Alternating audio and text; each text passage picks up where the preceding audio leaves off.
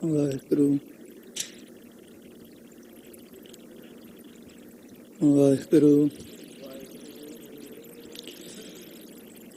ਗੁਰੂ ਨਾਨਕ ਪਾਦ ਪੰਕਜ ਬੰਦਨ ਪਾਦ ਸਿਮਰੋ ਅੰਗਦ ਦੁਖ ਨਿਕੰਦਨ ਗੁਰ ਅਮਰਦਾਸ ਹਿਰਦੈ ਧਿਆਵੋ ਹਿਰਦੈ ਨਿਤ ਧਿਆਵੋ। ਸ੍ਰੀ ਗੁਰੂ ਰਾਮਦਾਸ ਗੁਣ ਗੁਰੂ ਅਰਜਨ ਬਿਗਨਨ ਕੇ ਨਾਸ਼ਕ ਬਿਗਨਨ ਕੇ ਹਰ ਗੋਬਿੰਦ ਸ਼ੁਭ ਸਮਤ ਪਰ ਸ੍ਰੀ ਹਰਿ ਰਾਏ ਨਮੋ ਕਰ ਜੋਰੀ ਨਮੋ ਕਰ। ਸ਼੍ਰੀ ਹਰਿ ਕ੍ਰਿਸ਼ਨ ਮਨਾਇ ਤੇਗ ਬਹਾਦਰ ਪਰਮ ਕਿਰਪਾਲਾ ਵਾਹਿਗੁਰੂ ਪਰਮ। ਸ੍ਰੀ ਗੁਰੂ ਗੋਬਿੰਦ ਸਿੰਘ ਬਿਸਾਲਾ ਤਰੋਂ ਤਰਾ ਪਰ ਪੁਨ ਪੁਨ ਸੀਸਾ ਜੀ ਪੁਨ ਪੁਨ ਸੀਸਾ। ਬੰਦੋ ਬਾਰ ਬਾਰ ਜਗਦੀਸਾ ਏਕ ਓੰਕਾਰ ਸਤਿਗੁਰੂ ਤੇ ਪ੍ਰਸਾਦ ਸਚ ਹੋਏ। ਵਾਹਿਗੁਰੂ ਜੀ ਕੀ ਫਤਿਹ ਹੈ ਵਿਘਨ ਵਿਨਾਸ਼ਨ ਸੋਏ। ਵਾਹਿਗੁਰੂ ਜੀ ਕੀ ਫਤਿਹ ਹੈ ਵਿਘਨ ਵਿਨਾਸ਼ਨ ਸੋਏ। ਵਾਹਿਗੁਰੂ ਸਾਹਿਬ ਜੀ ਦੋਹਰਾ ਮਨ ਇੱਛੇ ਸਭ ਫਲ ਲਹੇ ਜੋ ਕੋ ਚਿਤ ਵਤਿਆਏ। ਸਤਿਗੁਰ ਕੇ ਪ੍ਰਤਾਪ ਤੇ ਖਾਲੀ ਨਹਿ ਕੋ ਜਾਏ। ਵਾਹਿਗੁਰੂ ਜੀ ਕਾ ਖਾਲਸਾ ਵਾਹਿਗੁਰੂ ਜੀ ਕੀ ਫਤਿਹ। ਪਰਮ ਸਤਿਮਾਨਯੋਗ ਸਤਿਕਾਰਯੋਗ ਗੁਰੂ ਕੀ ਸਾਜੀ ਨਵਾਜੀ ਹੋਈ ਗੁਰੂ ਰੂਪ ਗੁਰੂ ਖਾਲਸਾ ਸਾਧ ਸੰਗਤ ਜੀਓ। ਵੱਡਿਆਂ ਭਾਗਾਂ ਵਾਲੇ ਅਤੇ ਧਨਤਾ ਦੇ ਪਾਤਰ ਹੋ ਜੋ ਨੌਵੇਂ ਗੁਰਦੇਵ ਸ੍ਰੀ ਗੁਰੂ ਤੇਗ ਬਹਾਦਰ ਮਹਾਰਾਜ ਜੀਆਂ ਦੇ ਪਾਵਨ ਪਵਿੱਤਰ ਚਰਨ ਛੋਹ ਇਤਿਹਾਸਿਕ ਅਸਥਾਨਾਂ ਉੱਪਰ ਨਿਤਾ ਪ੍ਰਤੀ ਹਾਜ਼ਰੀਆਂ ਭਰ ਕੇ ਸੰਧਿਆ ਵੇਲੇ ਦੇ ਸੁੰਦਰ ਸੱਚਖੰਡ ਦੀਵਾਨਾਂ ਦੇ ਵਿੱਚ ਗੁਰੂ ਪੰਥ ਖਾਲਸੇ ਦੀ ਲੜੀਵਾਰ ਕਥਾ ਨੂੰ ਸੁਣ ਕਰਕੇ ਆਪਣਾ ਮਨੁੱਖਾ ਜਨਮ ਸਫਲਾ ਤੇ ਸਕਾਰਥਾ ਬਣਾ ਰਹੇ ਹੋ। ਸ੍ਰੀ ਗੁਰੂ ਗੋਬਿੰਦ ਸਿੰਘ हाथ जोर जोर कहूँ आपके बचन की प्रतीत को न मानेगो। राज करे खालसा सुआकी ना रह को ख्वार होए मिलै बचा शरण जो पछानेगो। यूं तो सब ठीक है नजीक अब आई बात चिड़ियों से बाज मैं तड़ाऊं साचा ठानेगो। राखो जो पंथ की तो ग्रंथ की रहेगी नाथ राखो जो ना पंथ की तो ग्रंथ कौन मानेगो। भाई साहब भाई रतन सिंह जी भंगू ਪੰਥ ਖਾਲਸੇ ਦਾ ਇਤਿਹਾਸ, ਆਪਣੇ ਬਜ਼ੁਰਗਾਂ ਦਾ ਇਤਿਹਾਸ, ਸਾਡਾ ਇਤਿਹਾਸ ਲਿਖ ਰਹੇ ਹਨ। ਅਰਦਾਸ ਦੇ ਵਿੱਚ ਜਿਨ੍ਹਾਂ ਨੂੰ ਨਿਤ ਯਾਦ ਕਰਦੇ ਆ, ਖੋਪੜ ਲੁਹਾਉਣ ਵਾਲੇ ਭਾਈ ਸਾਹਿਬ ਭਾਈ ਤਾਰੂ ਸਿੰਘ ਜੀ ਪੂਲੇ ਪਿੰਡ ਦੇ ਵਿੱਚ ਬੈਠੇ ਸਿੰਘਾਂ ਦੀ ਸੇਵਾ ਕਰਦੇ ਹਨ। ਤੇ ਅੰਮ੍ਰਿਤਸਰ ਦਾ ਰਹਿਣ ਵਾਲਾ ਹਰਭਗਤ ਨਰੰਜਨੀਆ, ਇਸ ਨੇ ਆ ਕੇ ਲਾਹੌਰ ਸ਼ਿਕਾਇਤ ਕੀਤੀ ਕਿ ਇੱਕ 25-26 ਸਾਲਾਂ ਦਾ ਸਿੱਖ ਹੈ ਜਿਹੜਾ ਜੰਗਲ ਵਿੱਚ ਬੈਠੇ ਲੜਾਕੇ ਸਿੰਘਾਂ ਨੂੰ ਭੋਜਨ ਪ੍ਰਸ਼ਾਦਾ ਛਕਾਉਂਦਾ, ਉਹਨਾਂ ਦੀ ਮਦਦ ਕਰਦਾ। ਤੇ ਲਾਹੌਰ ਦਾ ਸੂਬੇਦਾਰ ਕਹਿੰਦਾ ਸਾਨੂੰ ਤਲਾਸ਼ ਹੈ ਮਤਾਬ ਸਿੰਘ ਦੀ, ਤੇ ਤੂੰ ਜਾ ਕੇ ਮਤਾਬ ਸਿੰਘ ਦਾ ਪਤਾ ਕਰ, ਤੇ ਜਿਹੜਾ ਤਾਰੂ ਸਿੰਘ ਹੈ ਇਹ ਤਾਂ ਕੱਲਾ ਹੈ, ਇਹਨੂੰ ਜਾ ਕੇ ਅਸੀਂ ਫੜ ਲਵਾਂਗੇ।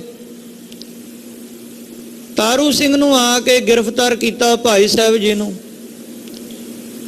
ਇਹਨਾਂ ਦੀ ਭੈਣ ਅਤੇ ਮਾਤਾ ਜੀ ਜਿਹੜੇ ਪ੍ਰਸ਼ਾਦਾ ਪਕਾਉਂਦੇ ਸਨ, ਤੇ ਭਾਈ ਤਾਰੂ ਸਿੰਘ ਜੀ ਜੰਗਲ ਦੇ ਵਿੱਚ ਰਾਤ ਨੂੰ ਪ੍ਰਸ਼ਾਦਾ ਪਹੁੰਚਾਇਆ ਕਰਦੇ।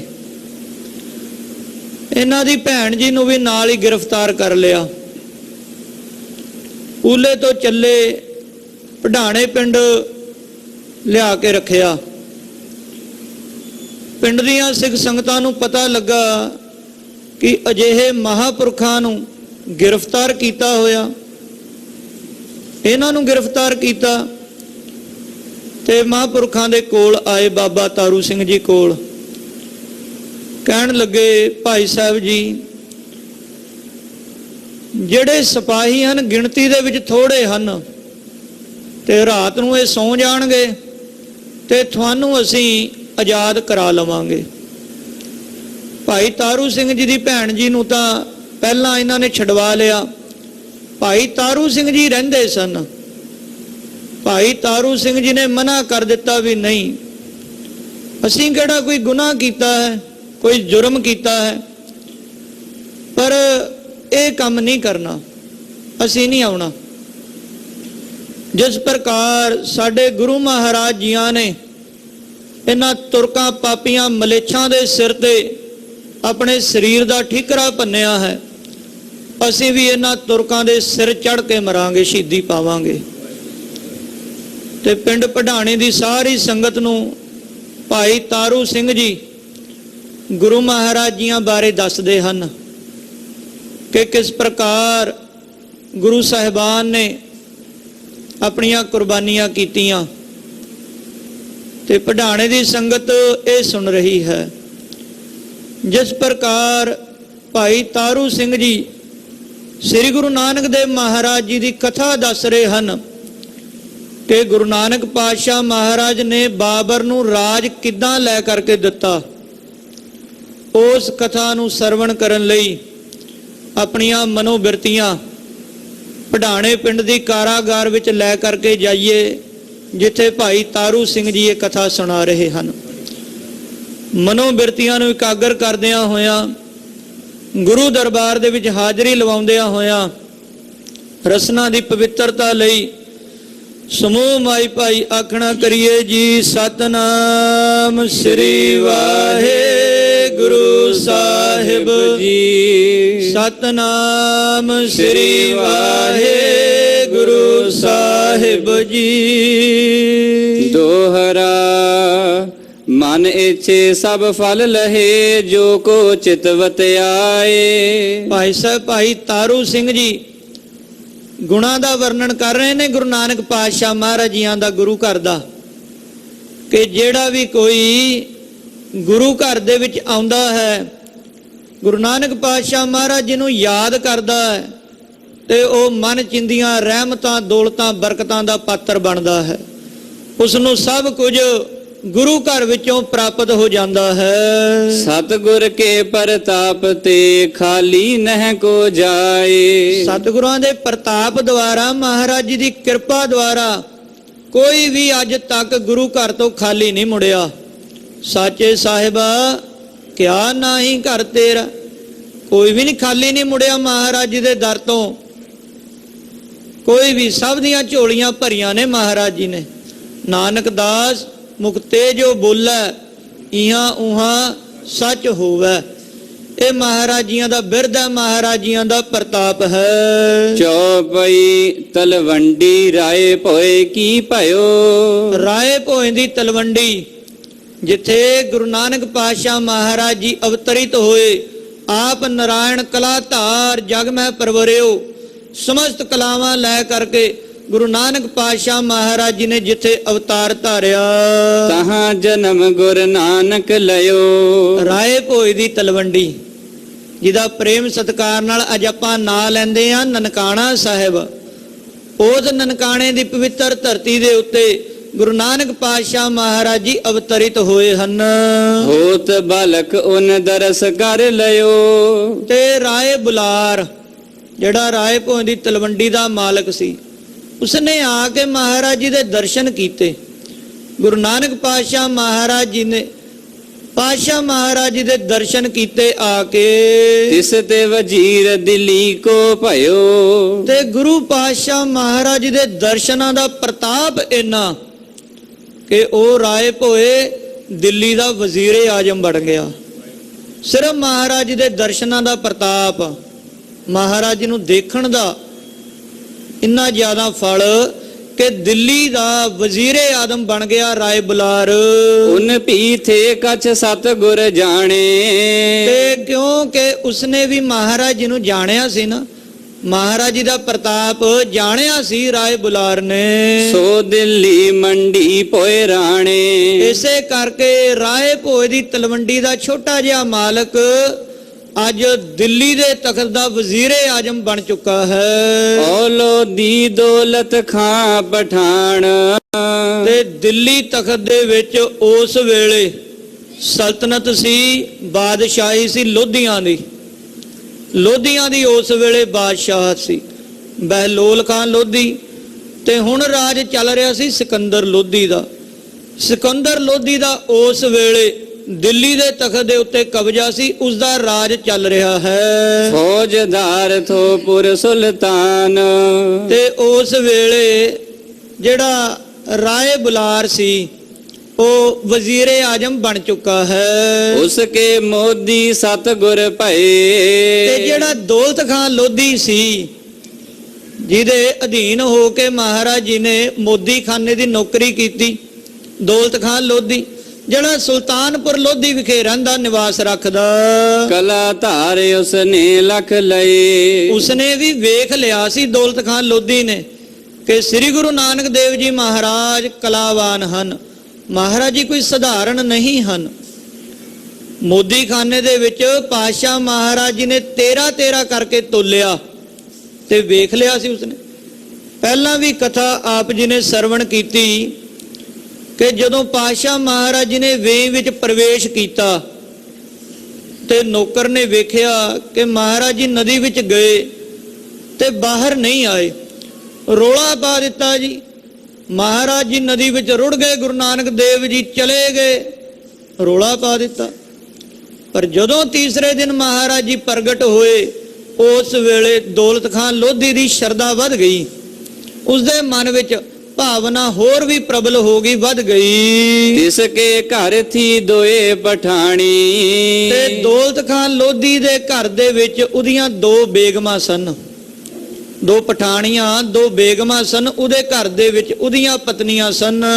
ਬਿਨਾ ਪੁੱਤਰ ਤੇ ਭਈ ਸਿਆਣੀ। ਉਮਰ ਵਡੇਰੀ ਹੋ ਚੁੱਕੀ ਸੀ, ਸਿਆਣੀ ਉਮਰ ਹੋ ਚੁੱਕੀ ਸੀ, ਪਰ ਹਜੇ ਤੱਕ ਘਰ ਦੇ ਵਿਹੜੇ ਵਿੱਚ ਬੱਚੇ ਦੀਆਂ ਕਿਲਕਾਰੀਆਂ ਨਹੀਂ ਸੀ ਗੂੰਜੀਆਂ।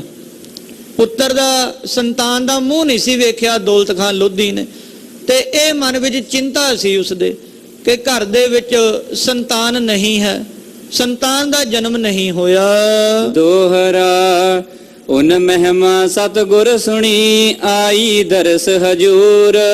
ਜਿਹੜੀਆਂ ਬੇਗਮਾਂ ਸਨ ਦੌਲਤ ਖਾਨ ਲੋਧੀ ਦੀਆਂ 2, ਉਹਨਾਂ ਨੇ ਵੀ ਗੁਰੂ ਨਾਨਕ ਪਾਤਸ਼ਾਹ ਮਹਾਰਾਜ ਜੀ ਦੀ ਮਹਿਮਾ ਨੂੰ ਸੁਣਿਆ ਹੋਇਆ, ਮਹਾਰਾਜ ਜੀ ਦੀ ਕੀਰਤੀ ਨੂੰ ਉਹਨਾਂ ਨੇ ਸੁਣਿਆ ਹੋਇਆ ਸੀ। ਤੇ ਪਾਤਸ਼ਾਹ ਮਹਾਰਾਜ ਜੀ ਦੇ ਦਰਸ਼ਨ ਕਰਨ ਲਈ ਆਈਆਂ ਕਿ ਗੁਰੂ ਨਾਨਕ ਪਾਤਸ਼ਾਹ ਮਹਾਰਾਜ ਤੇਰਾ ਤੇਰਾ ਕਰਕੇ ਲੁਟਾਉਂਦੇ ਨੇ, ਕਿੰਨੀਆਂ ਸੰਗਤਾਂ ਨੂੰ ਮਹਾਰਾਜ ਜੀ ਦਿੰਦੇ ਨੇ, ਤੇ ਕਿਉਂ ਨਾ ਅਸੀਂ ਵੀ ਉਹਨਾਂ ਕੋਲ ਜਾ ਕੇ ਦਾਤ ਮੰਗ ਲਈਏ। ਇਸ ਕਰਕੇ ਜਿਹੜੀਆਂ ਬੇਗਮਾਂ ਮਹਾਰਾਜ ਜੀ ਦੇ ਹਜੂਰ ਆਈਆਂ, ਦੋਏ ਦੋਏ ਪੁੱਤਰ ਉਨ ਮਿਲੇ ਉਨ ਥੀ ਯਹੀ ਜ਼ਰੂਰ। ਆਣ ਕੇ ਮਹਾਰਾਜ ਜੀ ਨੂੰ ਬੇਨਤੀ ਕੀਤੀ। ਦੌਲਤ ਖਾਨ ਲੋਧੀ ਦੀਆਂ ਬੇਗਮਾਂ ਨੇ, ਮਹਾਰਾਜ ਉਮਰ ਵਡੇਰੀ ਹੋ ਚੁੱਕੀ ਆ ਤੇ ਹਲੇ ਤੱਕ ਘਰ ਦੇ ਵਿੱਚ ਸੰਤਾਨ ਦਾ ਸੁੱਖ ਨਹੀਂ, ਕਿਰਪਾ ਕਰਕੇ ਮਹਾਰਾਜ ਸਾਡੀ ਝੋਲੀ ਵੀ ਖੈਰ ਪਾਓ, ਸਾਡੀ ਝੋਲੀ ਵੀ ਦਾਤ ਪਾਓ ਮਹਾਰਾਜ, ਅਸੀਂ ਵੀ ਸੰਤਾਨ ਦਾ ਸੁੱਖ ਵੇਖੀਏ। ਤੇ ਮਹਾਰਾਜ ਜੀ ਨੇ ਦਿਆਲ ਹੋ ਕਰਕੇ ਆਖ ਦਿੱਤਾ ਕਿ ਜਾਓ, ਤੁਹਾਡੇ ਦੋਵਾਂ ਦੇ ਕੋਲ ਦੋ ਦੋ ਪੁੱਤਰ ਹੋਣਗੇ। ਭਾਵੇਂ ਉਮਰ ਵਡੇਰੀ ਹੋ ਚੁੱਕੀ, ਪਰ ਸ਼ਰਧਾ ਧਾਰਨ ਕਰਕੇ ਆਈਆਂ ਨਾ, ਸ਼ਰਧਾ ਧਾਰਨ ਕਰਕੇ ਆਈਆਂ। ਤੇ ਮਹਾਰਾਜ ਜੀ ਨੇ ਝੋਲੀ ਭਰੀ, ਕਹਿੰਦੇ ਤੁਹਾਡੇ ਦੋਹਾਂ ਦੇ ਘਰੇ ਦੋ ਦੋ ਪੁੱਤਰ ਹੋਣਗੇ। ਚੌਪਈ ਗਾਜੀ ਖਾਂ ਗਜ ਮਸਤ ਸੁਖਾਨ। ਹੁਣ ਦੋਹਾਂ ਪੁੱਤਰਾਂ ਦੇ ਨਾਮ ਦੱਸਦੇ ਨੇ। ਜਿਹੜੀ ਇੱਕ ਬੇਗਮ ਸੀ, ਉਹਨਾਂ ਦੇ ਪੁੱਤਰਾਂ ਦਾ ਨਾਮ ਹੈ ਗਾਜੀ ਖਾਂ ਤੇ ਮਸਤ ਖਾਂ। ਇਹ ਇੱਕ ਬੇਗਮ ਦੇ ਦੋ ਪੁੱਤਰਾਂ ਦਾ ਨਾਮ ਹੈ। ਮੀਰ ਖਾਨ ਖਾਨ ਜੋਲ ਪਠਾਨ। ਤੇ ਦੂਸਰੀ ਬੇਗਮ ਤੋਂ ਹੋਇਆ ਮੀਰ ਖਾਂ ਤੇ ਜ਼ੋਲ ਖਾਂ। ਇਸ ਪ੍ਰਕਾਰ ਚਾਰ ਪੁੱਤਰ ਹੋਏ ਦੋਹਾਂ ਬੇਗਮਾਂ ਦੇ, ਦੋ ਦੋ ਪੁੱਤਰ ਹੋਏ ਪਠਾਨ। ਭਏ ਪੁੱਠੇ ਵੈ ਚਾਰੋ ਭਾਈ। ਤੇ ਜਦੋਂ ਇਹ ਚਾਰੋਂ ਭਾਈ ਗੱਭਰੂ ਜਵਾਨ ਹੋਏ, ਪਹਿਲਾਂ ਵੀ ਕਥਾ ਜਦੋਂ ਇਹ ਗ੍ਰੰਥ ਸ਼ੁਰੂ ਹੋਇਆ ਉਸ ਵੇਲੇ ਵੀ ਕਥਾ ਆਈ। ਭਾਈ ਸਾਹਿਬ ਭਾਈ ਰਤਨ ਸਿੰਘ ਭੰਗੂ ਜੀ ਨੇ ਇਹਨਾਂ ਚਾਰਾਂ ਪੁੱਤਰਾਂ ਨੂੰ ਸ਼ੇਰ ਲਿਖਿਆ, ਕਿਉਂਕਿ ਇਹਨਾਂ ਦੇ ਜੁੱਸੇ ਬੜੇ ਤਕੜੇ ਸਨ, ਸਰੀਰ ਬੜਾ ਨਰਵਾ ਸੀ, ਪਠਾਨ ਸਨ। ਤੇ ਇਹ ਚਾਰੋਂ ਭਰਾ ਜਦੋਂ ਵੱਡੇ ਹੋਏ, ਸਰੀਰ ਕਰਕੇ ਤਕੜੇ ਹੋਏ, ਉਨ ਦਿੱਲੀ ਜਾਏ ਨਵਾਬੀ ਪਾਈ। ਤੇ ਉਹਨਾਂ ਨੇ ਮਹਾਰਾਜ ਜੀ ਦੀ ਕਿਰਪਾ ਦੁਆਰਾ ਦਿੱਲੀ ਜਾ ਕੇ ਨਵਾਬੀ ਹਾਸਲ ਕੀਤੀ। ਚਾਰਾਂ ਭਰਾਵਾਂ ਨੂੰ ਚਾਰਾਂ ਇਲਾਕਿਆਂ ਦੀ ਨਵਾਬੀ ਮਿਲੀ, ਹਰ ਇੱਕ ਇਲਾਕੇ ਦੀ ਇਹਨਾਂ ਨੂੰ ਨਵਾਬੀ ਮਿਲੀ, ਚੌਹਾਂ ਭਰਾਵਾਂ ਨੂੰ। ਹੁਤੀ ਪਤਸ਼ਾਹੀ ਲੋਧੀ ਪਠਾਣਾ। ਇਸ ਪ੍ਰਕਾਰ ਲੋਧੀ ਪਠਾਣਾ ਦੀ ਪਾਤਸ਼ਾਹੀ ਸਾਰੇ ਪਾਸੇ ਫੈਲ ਰਹੀ ਹੈ। ਨਾਮ ਸਿਕੰਦਰ ਸ਼ਾਹ ਸਿਕਾਣਾ। ਤੇ ਉਸ ਵੇਲੇ ਰਾਜ ਸੀ ਸਿਕੰਦਰ ਲੋਧੀ ਦਾ। ਬਹਿਲੋਲ ਖਾਨ ਲੋਧੀ ਉਹ ਚੜ੍ਹਾਈ ਕਰ ਗਿਆ, ਉਸ ਤੋਂ ਬਾਅਦ ਬਣਿਆ ਬਾਦਸ਼ਾਹ ਸਿਕੰਦਰ ਲੋਧੀ ਗੁਰੂ ਨਾਨਕ ਪਾਤਸ਼ਾਹ ਮਹਾਰਾਜ ਵੇਲੇ। ਸਿਕੰਦਰ ਖਾਨ ਲੋਧੀ ਦਾ ਰਾਜ ਸੀ ਦਿੱਲੀ ਦੇ ਤਖਤ ਉੱਤੇ। ਸੋ ਮੂਸਤ ਬੈਰਮ ਖਾਂ ਰਹਿਓ। ਤੇ ਜਦੋਂ ਸਿਕੰਦਰ ਖਾਨ ਲੋਧੀ ਮਰ ਗਿਆ, ਜਦੋਂ ਇਹ ਚੜ੍ਹਾਈ ਕਰ ਗਿਆ, ਤੇ ਉਸ ਵੇਲੇ ਇਹਦਾ ਪੁੱਤਰ ਬੈਰਮ ਖਾਂ ਉਹ ਦਿੱਲੀ ਦੇ ਤਖਤ ਦਾ ਬਾਦਸ਼ਾਹ ਬਣਿਆ। ਉਹ ਦਿੱਲੀ ਦੇ ਤਖਤ ਦੇ ਉੱਤੇ ਬੈਠਾ, ਜਿਹਦਾ ਨਾਂ ਸੀ ਇਬਰਾਹਿਮ ਲੋਧੀ। ਬੈਰਮ ਖਾਂ ਇਹ ਦਿੱਲੀ ਦੇ ਤਖਤ ਦੇ ਉੱਤੇ ਕਾਬਜ ਹੋਇਆ। ਦਿੱਲੀ ਤਖਤ ਉਤੇ ਸੋ ਬਹਿਓ। ਆਣ ਕੇ ਦਿੱਲੀ ਦੇ ਤਖਤੇ ਤਾਊਸ ਦੇ ਉੱਤੇ ਕਾਬਜ ਹੋਇਆ ਬੈਰਮ ਖਾਂ ਇਬਰਾਹਿਮ ਲੋਧੀ। ਹੁਤੋ ਖੇਲ ਤੋ ਲੜਕਨ ਨਾਲ। ਤੇ ਇਹਦੀ ਨਿਆਣ ਮੱਤ ਸੀ, ਬੱਚਿਆਂ ਦੇ ਨਾਲ ਖੇਡਦਾ ਹੁੰਦਾ ਸੀ। ਤੇ ਜਦੋਂ ਪਿਤਾ ਦੀ ਮੌਤ ਹੋ ਗਈ ਤੇ ਫਿਰ ਇਹ ਦਿੱਲੀ ਦੇ ਤਖਤ ਦੇ ਉੱਤੇ ਬੈਠਿਆ, ਪਰ ਇਸ ਨੂੰ ਕਾਰ ਵਿਹਾਰ ਦਾ ਇਸ ਨੂੰ ਕੁਝ ਪਤਾ ਨਹੀਂ ਸੀ। ਤੇ ਦਿੱਲੀ ਦੇ ਤਖਤ ਦੇ ਉੱਤੇ ਆ ਕੇ ਇਹ ਕਾਬਜ ਹੋਇਆ ਬੈਠਿਆ। ਸੂਬੇ ਕੀਨੇ ਸੋਈ ਬਾਲ। ਤੇ ਜਿਹੜੇ ਇਹਦੇ ਨਾਲ ਖੇਡਦੇ ਹੁੰਦੇ ਸਨ, ਜਦੋਂ ਉਹ ਵੱਡੇ ਹੋਏ ਤੇ ਇਸਨੇ ਉਹਨਾਂ ਨੂੰ ਸੂਬੇਦਾਰ ਬਣਾ ਦਿੱਤਾ। ਜਿਹੜੇ ਇਹਦੇ ਨਾਲ ਖੇਡਦੇ ਹੁੰਦੇ ਸੀ ਉਹਨਾਂ ਨੂੰ ਸੂਬੇਦਾਰੀਆਂ ਦੇ ਦਿੱਤੀਆਂ। ਤੇ ਆਪਣੇ ਬਾਪੂ ਦੇ ਸਮੇਂ, ਸਿਕੰਦਰ ਲੋਧੀ ਦੇ ਸਮੇਂ ਜਿਹੜੇ ਸਿਆਣੇ ਸਿਆਣੇ ਸੂਬੇਦਾਰ ਸਨ ਉਹਨਾਂ ਨੂੰ ਇਸਨੇ ਗੱਦੀ ਤੋਂ ਹਟਾ ਦਿੱਤਾ ਤੇ ਆਪਣੇ ਸੰਗੀ ਸਾਥੀਆਂ ਨੂੰ ਇਸਨੇ ਸੂਬੇਦਾਰੀਆਂ ਦੇ ਦਿੱਤੀਆਂ। ਸੋ ਬੰਦੂ ਬਸਤ ਨ ਉਨ ਤੇ ਭਏ। ਤੇ ਜਿਨ੍ਹਾਂ ਨੂੰ ਇਸਨੇ ਗੱਦੀਆਂ ਦਿੱਤੀਆਂ, ਸੂਬੇਦਾਰ ਬਣਾਇਆ, ਉਹਨਾਂ ਤੋਂ ਰਾਜ ਭਾਗ ਨਾ ਚੱਲਿਆ, ਉਹਨਾਂ ਤੋਂ ਕਾਰ ਵਿਹਾਰ ਨਾ ਚੱਲਿਆ, ਆਪੋ ਆਪਣੇ ਇਲਾਕਿਆਂ ਦਾ ਪ੍ਰਬੰਧ ਕਿਸੇ ਤੋਂ ਵੀ ਨਾ ਚੱਲਿਆ। ਪਰ ਉਨ ਸੂਬਨ ਪਰ ਬੱਦੀ ਲਗਏ। ਤੇ ਫਿਰ ਜਿਹੜੇ ਉਹਨਾਂ ਵਿੱਚੋਂ ਇਮਾਨਦਾਰ ਸਨ, ਜਿਨ੍ਹਾਂ ਨੂੰ ਗੱਦੀ ਤੋਂ ਹੇਠਾਂ ਉਤਾਰਿਆ, ਉਹਨਾਂ ਨੇ ਬੇਨਤੀ ਕੀਤੀ ਕਿ ਇਦਾਂ ਨਹੀਂ ਰਾਜ ਕਰੀਦਾ, ਰਾਜ ਇਦਾਂ ਕਰੀਦਾ। ਉਹਨਾਂ ਨੇ ਸਲਾਹ ਦਿੱਤੀ, ਪਰ ਇਹਨਾਂ ਨੇ ਇਹ ਜਿਹੜੇ ਨਵੇਂ ਸੂਬੇਦਾਰ ਬਣੇ ਸਨ, ਇਹਨੇ ਕੰਨ ਭਰ ਕੇ ਇਬਰਾਹਿਮ ਲੋਧੀ ਦੇ, ਬੈਰਮ ਖਾਂ ਦੇ, ਉਹਨਾਂ ਸਾਰਿਆਂ ਨੂੰ ਮਰਵਾ ਦਿੱਤਾ ਜਾਂ ਧੱਕੇ ਮਾਰ ਕੇ ਰਾਜ ਭਾਗਾਂ ਵਿੱਚੋਂ ਕਢਾ ਦਿੱਤਾ। ਸ਼ਾਹ ਬੈਰਮ ਤਬ ਭਇਓ ਹੰਕਾਰੇ। ਤੇ ਬੈਰਮ ਖਾਂ ਜਦੋਂ ਦਿੱਲੀ ਦੇ ਤਖਤ ਦੇ ਉੱਤੇ ਬੈਠਾ, ਇਸ ਨੂੰ ਉਹ ਗੱਦੀ ਹਜਮ ਨਹੀਂ ਹੋਈ, ਇਸ ਨੂੰ ਗੱਦੀ ਰਾਸ ਨਹੀਂ ਆਈ, ਹੰਕਾਰ ਜ਼ਿਆਦਾ ਆ ਗਿਆ। ਜਦੋਂ ਗੱਦੀ ਦੇ ਉੱਤੇ ਬੈਠਾ ਦਿੱਲੀ ਦੇ ਰਾਜ ਤੇ, ਵੀ ਦੇਖਦਾ ਹਿੰਦੁਸਤਾਨ ਤੱਕ ਮੇਰਾ ਰਾਜ ਹੈ, ਸਾਰੇ ਸੂਬੇ ਮੇਰੇ ਅਧੀਨ ਨੇ, ਸਾਰੀਆਂ ਰਿਆਸਤਾਂ ਮੇਰੇ ਅਧੀਨ ਨੇ, ਤੇ ਬੜਾ ਹੰਕਾਰੀ ਹੋ ਕੇ ਇਹ ਬੈਠਾ ਗੱਦੀ ਤੇ। ਪੁਰਾਤਨ ਸੂਬੇ ਉਨ ਬਹੁ ਮਾਰੇ। ਤੇ ਜਿਹੜੇ ਪਹਿਲਾਂ ਬੈਠੇ ਸਨ, ਜਿਨ੍ਹਾਂ ਨੂੰ ਗੱਦੀ ਤੋਂ ਹੇਠਾਂ ਉਤਾਰਿਆ, ਉਹਨਾਂ ਸਾਰਿਆਂ ਨੂੰ ਇਸਨੇ ਮਾਰ ਦਿੱਤਾ। ਆਪਣੇ ਬੰਦੇ ਬਿਠਾ ਦਿੱਤੇ, ਇਆਣੇ ਜੇ ਨਵੇਂ ਸੂਬੇਦਾਰ ਬਣਾ ਦਿੱਤੇ, ਤੇ ਜਿਹੜੇ ਸਿਆਣੇ ਸਨ ਉਹਨਾਂ ਨੂੰ ਇਸਨੇ ਮਾਰ ਦਿੱਤਾ। ਮੀਰ ਜੋਲ ਦੋਏ ਕੰਧ ਚਿਣਾਏ। ਇੱਥੋਂ ਤੱਕ ਕਿ ਜਿਹੜੇ ਦੌਲਤ ਖਾਂ ਦੇ ਪੁੱਤਰ ਸਨ ਨਾ, ਗੁਰੂ ਨਾਨਕ ਪਾਤਸ਼ਾਹ ਮਹਾਰਾਜ ਦੀ ਕਿਰਪਾ ਦੇ ਨਾਲ ਜਿਨ੍ਹਾਂ ਪੁੱਤਰਾਂ ਦਾ ਜਨਮ ਹੋਇਆ, ਉਹ ਇਸ ਪਾਪੀ ਨੇ ਉਹਨਾਂ ਨੂੰ ਵੀ ਖਤਮ ਕਰਵਾ ਦਿੱਤਾ। ਜਿਹੜੇ 2 ਪੁੱਤਰ ਸਨ, ਉਹਨਾਂ ਨੂੰ ਇਸਨੇ ਕੰਧਾਂ ਵਿੱਚ ਚਣਵਾ ਕੇ ਮਾਰ ਦਿੱਤਾ। ਗਜ ਮਸਤ ਗਾਜੀ ਦੋਏ ਤੇਗੀ ਕਾਏ। ਤੇ ਜਿਹੜੇ 2 ਪੁੱਤਰ ਸਨ, ਉਹਨਾਂ ਨੂੰ ਤਲਵਾਰਾਂ ਦੇ ਨਾਲ ਖਤਮ ਕਰ ਦਿੱਤਾ। 2 ਨੂੰ ਕੰਧਾਂ ਦੇ ਵਿੱਚ ਚਿਣ ਦਿੱਤਾ, ਦੀਵਾਰਾਂ ਦੇ ਵਿੱਚ, ਤੇ 2 ਨੂੰ ਤਲਵਾਰਾਂ ਮਾਰ ਕੇ ਧੌਣ ਵੱਢ ਕੇ ਖਤਮ ਕਰ ਦਿੱਤਾ। ਇਸ ਪ੍ਰਕਾਰ ਦੌਲਤ ਖਾਂ ਲੋਧੀ ਦੇ 4 ਪੁੱਤਰਾਂ ਨੂੰ ਇਸ ਪਾਪੀ ਨੇ ਮਾਰ ਦਿੱਤਾ। ਦੋਹਰਾ ਯੋ ਲਖ ਪੋਏ ਮਤ ਦਈ, ਤੈ ਕਰੀ ਨ ਅੱਛੀ ਬਾਤ। ਤੇ ਜਦੋਂ ਇਸ ਪ੍ਰਕਾਰ ਇੱਕ ਕੁਕਰਮ ਜੇ ਕਰਨ ਲੱਗ ਪਿਆ, ਆਪਣੇ ਮਰਜ਼ੀ ਦੇ ਨਾਲ ਹੀ ਫਤਵੇ ਦੇਣ ਲੱਗ ਪਿਆ, ਆਪਣੀ ਮਨਮਰਜ਼ੀ ਕਰਨ ਲੱਗ ਪਿਆ, ਰਾਜ ਹੀ ਤਾਂ ਹੋ ਨਹੀਂ ਰਿਹਾ ਬੈਰਮ ਖਾਨ ਤੋਂ ਚੰਗੀ ਤਰ੍ਹਾਂ।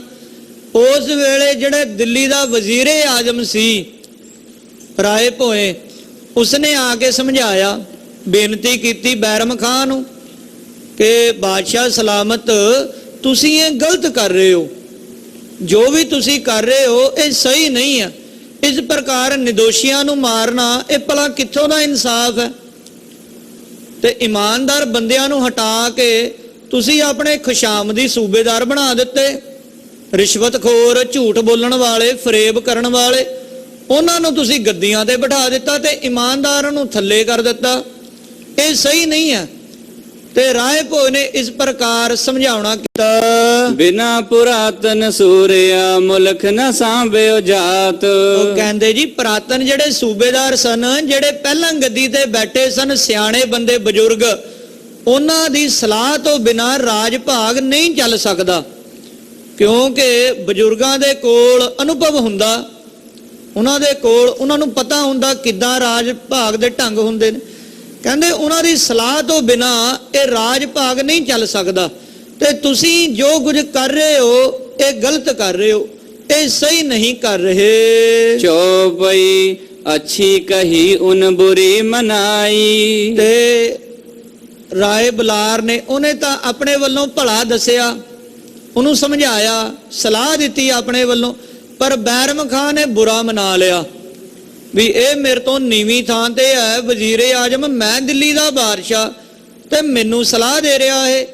ਉਹਨੇ ਤਾਂ ਭਲਾ ਆਖਿਆ ਤੇ ਇਹਨੇ ਬੁਰਾ ਮਨਾ ਲਿਆ। ਰਾਏ ਭੋਏ ਭੀ ਦਇਓ ਮਰਾਈ। ਤੇ ਇਸ ਪਾਪੀ ਬੈਰਮ ਖਾਨ ਨੇ ਰਾਏ ਭੋਏ ਨੂੰ ਵੀ ਖਤਮ ਕਰਵਾ ਦਿੱਤਾ। ਪਹਿਲਾਂ ਤਾਂ ਦੌਲਤ ਖਾਂ ਲੋਧੀ ਦੇ 4 ਪੁੱਤਰਾਂ ਨੂੰ ਮਾਰ ਦਿੱਤਾ, ਤੇ ਫਿਰ ਰਾਏ ਭੋਏ ਨੇ ਜਦੋਂ ਸਲਾਹ ਦਿੱਤੀ ਤੇ ਉਸ ਨੂੰ ਵੀ ਇਸ ਪਾਪੀ ਨੇ ਮਰਵਾ ਦਿੱਤਾ। ਰਾਏ ਭੋਏ ਜੀ ਨੂੰ ਵੀ ਖਤਮ ਕਰ ਦਿੱਤਾ। ਉਸ ਕੀ ਕਹਿਵਤ ਹੈ ਜਗ ਮਾਹਾ। ਤੇ ਫਿਰ ਇਹ ਕਹਾਵਤ ਜਗਤ ਦੇ ਵਿੱਚ ਪ੍ਰਸਿੱਧ ਹੋਈ, ਹਕੀਮ ਕਹੀ ਦਰਵੇਸ਼ੀ ਆਹੇ। ਤੇ ਹਕੀਮ ਨੇ ਮੰਨ ਲਓ ਕੋਈ ਸਲਾਹ ਦੇਈ ਹੁੰਦੀ ਹੈ ਕਿ ਆਹ ਦਵਾਈ ਖਾਣੀ ਹੈ, ਆਹ ਨਹੀਂ ਖਾਣੀ, ਤੇ ਹਕੀਮ ਦੀ ਸਲਾਹ ਦੇ ਉੱਪਰ ਗੌਰ ਨਾ ਕੀਤਾ ਜਾਵੇ, ਤੇ ਦਰਵੇਸ਼ ਵੀ ਜੋ ਕੁਝ ਆਖੇ ਉਹਦੇ ਉੱਪਰ ਵੀ ਗੌਰ ਨਾ ਕੀਤਾ ਜਾਵੇ। ਤੇ ਜੇ ਨਾ ਗੌਰ ਕੀਤਾ ਜਾਵੇ ਤੇ ਫਿਰ ਬਿਮਾਰੀਆਂ ਵੱਧ ਜਾਂਦੀਆਂ ਨੇ। ਜੇ ਦਰਵੇਸ਼ ਦੀ ਸਲਾਹ ਨਾ ਮੰਨੀ ਜਾਵੇ ਤਾਂ ਵੀ ਫਿਰ ਘਾਟਾ ਪੈਂਦਾ, ਦੁੱਖ ਮਿਲਦਾ। ਤੇ ਬੈਰਮ ਖਾਨ ਨੇ ਕਿਸੇ ਦੀ ਸਲਾਹ ਨਹੀਂ ਮੰਨੀ, ਨਾ ਦੌਲਤ ਖਾਨ ਲੋਧੀ ਦੀ, ਨਾ ਉਹਦੇ ਪੁੱਤਰਾਂ ਦੀ, ਤਾਂ ਨਾ ਰਾਏ ਭੋਏ ਦੀ। ਜਿਹੜਾ ਵੀ ਇਸ ਨੂੰ ਆ ਕੇ ਕੁਝ ਦੱਸਦਾ, ਕੁਝ ਸਲਾਹ ਦਿੰਦਾ, ਉਸੇ ਨੂੰ ਹੀ ਇਹ ਮਾਰ ਮੁਕਾਉਂਦਾ। ਪੌੜੀ ਮੀਏ ਭੋਏ ਮਾਰਿਓ ਖੁੱਲ ਗਈ ਬਹਾਰੀ। ਇਸ ਪ੍ਰਕਾਰ ਜਦੋਂ ਇਸਨੇ ਰਾਏ ਭੋਏ ਨੂੰ ਮਾਰਿਆ ਤੇ ਮਾਨੋ ਇਹਦੇ ਰਾਜ ਭਾਗ ਦਾ ਬੋਕਰ ਖੁੱਲ ਗਿਆ। ਬੋਕਰ ਕਹਿੰਦੇ ਨੇ ਝਾੜੂ ਨੂੰ, ਝਾੜੂ ਦੇ ਵਿੱਚ ਤੀਲੇ ਹੁੰਦੇ ਨੇ, ਤੇ ਜਦੋਂ ਬੋਕਰ ਖੁੱਲ ਜਾਵੇ ਉਸ ਵੇਲੇ ਸਾਰੇ ਤੀਲੇ ਉਹ ਬਿਖਰ ਜਾਇਆ ਕਰਦੇ ਨੇ। ਕਹਿੰਦੇ ਜਦੋਂ ਰਾਏ ਭੋਏ ਮਾਰ ਦਿੱਤਾ ਤੇ ਹੁਣ ਸਲਾਹ ਦੇਣ ਵਾਲਾ, ਚੰਗੀ ਮੱਤ ਦੇਣ ਵਾਲਾ ਕੋਈ ਵੀ ਨਾ ਬਚਿਆ ਸੂਬੇ ਦੇ ਵਿੱਚੋਂ। ਇਸ ਪ੍ਰਕਾਰ ਜਿਹੜਾ ਦਿੱਲੀ ਦਾ ਰਾਜ ਭਾਗ ਉਹ ਤੀਲਾ ਤੀਲਾ ਹੋ ਗਿਆ, ਸਾਰਾ ਬਿਖਰ ਗਿਆ। ਬਹਿ ਨ ਬਾਕੀ ਮਜਲਸੀ ਫੂੜੀ ਬਟਵਾਰੀ। ਤੇ ਹੁਣ ਕੋਈ ਵੀ ਮਜਲਿਸ ਕਰਕੇ ਨਹੀਂ ਬੈਠਦਾ, ਇਹਦੇ ਦਰਬਾਰ ਲੱਗਦਾ ਨਹੀਂ, ਇਹਦੇ ਦਰਬਾਰ ਦੇ ਵਿੱਚ ਕੋਈ ਚੰਗੀਆਂ ਗੱਲਾਂ ਨਹੀਂ ਹੁੰਦੀਆਂ, ਕੋਈ ਰਾਜ ਭਾਗ ਦੇ ਉਸਾਰੂ ਕੰਮ ਨਹੀਂ ਹੁਣ ਕਰਵਾਏ ਜਾਂਦੇ। ਬਸ ਆਪੋ ਆਪਣਾ ਰਾਗ ਅਲਾਪਦੇ ਨੇ, ਆਪਣੀ ਡਫਲੀ ਆਪਣਾ ਰਾਗ। ਕੋਈ ਵੀ ਆ ਕੇ ਨਹੀਂ ਬੈਠਦਾ, ਨਾ ਕੋਈ ਇਹਨੂੰ ਸਲਾਹ ਦੇਵੇ ਵੀ ਪਤਾ ਜੇ ਸਲਾਹ ਦੇਵਾਂਗੇ ਕਿਤੇ ਕੱਲ ਨੂੰ ਸਾਨੂੰ ਨਾ ਮਾਰ ਦੇਵੇ। ਜੀ ਹਜੂਰੀ ਕਰੀ ਜਾਂਦੇ ਨੇ। ਬੈਰਮ ਖਾਨ ਨੂੰ ਆ ਕੇ ਕੋਈ ਚੰਗੀ ਮੱਤ ਨਹੀਂ ਦਿੰਦਾ ਵੀ ਰਾਜਾ ਇਹ ਪੁੱਠੀ ਮੱਤ ਦਾ, ਇਹਨੂੰ ਚੰਗਾ ਵੀ ਦਵਾਂਗੇ, ਚੰਗਾ ਵੀ ਕਹਾਂਗੇ, ਤਾਂ ਵੀ ਇਹਨੇ ਮਾੜਾ ਹੀ ਸੋਚਣਾ ਆਪਣਾ। ਉਹ ਪੰਜਾਬੀ ਦੀਆਂ ਕਹਾਵਤਾਂ ਵੀ ਨੇ ਵੀ ਗਧੇ ਨੂੰ ਦਿੱਤਾ ਲੂਣ, ਉਹ ਕਹਿੰਦਾ ਅੱਖ ਭੰਨਤੀ, ਜਾਂ ਬੰਦਰ ਗਿਆ ਜਾਣੇ ਅਦਰਕ ਕਾ ਸਵਾਦ। ਵੀ ਚੰਗਾ ਦਈਏ, ਚੰਗਾ ਕਹੀਏ ਤੇ ਉਹ ਵੀ ਮਾੜਾ ਪ੍ਰਤੀਤ ਹੁੰਦਾ। ਇਸ ਪ੍ਰਕਾਰ ਕੋਈ ਵੀ ਇਹਦੇ ਕੋਲ ਆ ਕੇ ਨਹੀਂ ਬੈਠਦਾ, ਬਸ ਉੱਪਰੋਂ ਉੱਪਰੋਂ ਜੀ ਹਜੂਰ ਕਰੀ ਜਾਂਦੇ ਨੇ। ਤੇ ਰਾਜ ਭਾਗ ਦਾ ਜਿਹੜਾ ਬੋਕਰ ਦਿੱਲੀ ਦਾ ਇਹ ਤੀਲਾ ਤੀਲਾ ਹੋ ਕੇ ਬਿਖਰ ਰਿਹਾ ਹੈ। ਅਦਮਾਣੂ ਖਾਇਓ ਪਾਤਸ਼ਾਹ ਭਇਓ ਤਰਣਾਪੇ। ਇਹ ਜਵਾਨੀ ਦੇ ਉਮਰ ਵਿੱਚ, ਤਰੁਣਾ ਅਵਸਥਾ ਦੇ ਵਿੱਚ ਹੀ ਬੈਠ ਗਿਆ ਦਿੱਲੀ ਦੇ ਤਖਤ ਦੇ ਉੱਤੇ, ਤੇ ਮਾਨੋ ਜਿਵੇਂ ਅੱਧ ਰੜਕਿਆ ਖਾ ਲਿਆ ਹੋਵੇ। ਅੱਧ ਰੜਕਿਆ ਦਹੀਂ, ਅੱਧ ਰੜਕਿਆ ਮੱਖਣ, ਮਾਨੋ ਜਿਵੇਂ ਇਸਨੇ ਖਾ ਲਿਆ ਹੋਵੇ। ਮੀਏ ਭੋਏ ਮਾਰਿਓ ਬੰਦ ਬਹੇ ਸੁਜਾਪੇ। ਇਸ ਪ੍ਰਕਾਰ ਜਦੋਂ ਇਸਨੇ ਰਾਏ ਭੋਏ ਨੂੰ ਮਾਰਿਆ ਤੇ ਜਿੰਨਾ ਬੰਦੋਬਸਤ ਸੀ ਉਹ ਇੱਕਦਮ ਠੱਪ ਹੋ ਗਿਆ, ਸਾਰਾ ਕਾਰਜ ਭਾਰ ਉਹ ਰੁਕ ਗਿਆ। ਮੀਏ ਭੋਏ ਮਾਰੀਏ ਸਭ ਡਰੀ ਕਚਹਿਰੀ। ਤੇ ਜਦੋਂ ਮੀਏ ਭੋਏ ਰਾਏ ਭੋਏ ਨੂੰ ਵੀ ਖਤਮ ਕਰ ਦਿੱਤਾ, ਏਡੇ ਚੰਗੇ ਵਜ਼ੀਰੇ ਆਜਮ ਨੂੰ ਜਿਹੜਾ ਇਮਾਨਦਾਰ ਸੀ, ਤੇ ਜਿੰਨੀ ਕਚਹਿਰੀ ਉਹ ਵੀ ਹੁਣ ਡਰਨ ਲੱਗ ਪਈ ਵੀ ਜਦੋਂ ਇੰਨੇ ਖਾਸ ਬੰਦੇ ਨੂੰ, ਵਜ਼ੀਰੇ ਆਜਮ ਨੂੰ, ਇੰਨੇ ਇਮਾਨਦਾਰ ਨੂੰ ਜਦੋਂ ਇਹਨੇ ਮਾਰ ਦਿੱਤਾ ਤੇ ਸਾਡੀ ਕੀ ਹੈਸੀਅਤ, ਸਾਨੂੰ ਕਿੱਥੇ ਬਖਸ਼ਣਾ ਇਸਨੇ। ਇਸ ਕਰਕੇ ਸਾਰੇ ਹੁਣ ਬੈਰਮ ਖਾਂ ਤੋਂ ਥਰ ਥਰ ਕੰਬਦੇ ਹਨ। ਜੀਵਨ ਆਸਾ ਸਭ ਮੁਕੀ ਸ਼ਾਹ ਮਾਨਿਓ ਕਹਿਰੀ। ਤੇ ਸਾਰੇ ਹੀ ਬਾਦਸ਼ਾਹ ਨੂੰ ਕਹਿਰੀ ਆਖਦੇ ਨੇ ਵੀ ਬੜਾ ਕਹਿਰ ਵਾਲਾ ਬਾਦਸ਼ਾਹ ਬੈਠਿਆ ਗੱਦੀ ਦੇ ਉੱਤੇ, ਕਿਹੋ ਜਿਹਾ ਰਾਜਾ ਬੈਠਿਆ ਇਹ ਸਿਕੰਦਰ ਲੋਧੀ ਤੋਂ ਬਾਅਦ। ਇਹ ਗੱਲ ਮੰਨਦਾ ਹੀ ਨਹੀਂ ਕਿਸੇ ਦੀ, ਸਾਰਿਆਂ ਨੂੰ ਹੀ ਮਾਰ ਮੁਕਾਈ ਜਾਂਦਾ, ਤੇ ਸਾਰੇ ਥਰ ਥਰ ਕਰਕੇ ਕੰਬਦੇ ਹਨ।